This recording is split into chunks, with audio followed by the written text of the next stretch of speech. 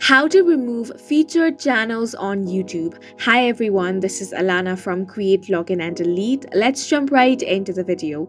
First, open up any web browser that you want. Now you want to search for YouTube Studio.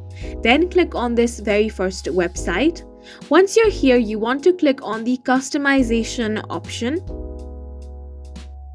Now here you want to make sure you are in the layout section.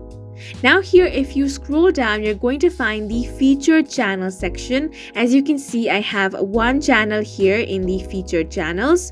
If you want to remove it, click on the three dots, then click on remove section. Once you have clicked on this option, click on the publish button at the top. And once you do that, you have successfully removed the featured channel on YouTube. And that's it for this video. Please make sure to hit the like button and subscribe for more helpful tutorials.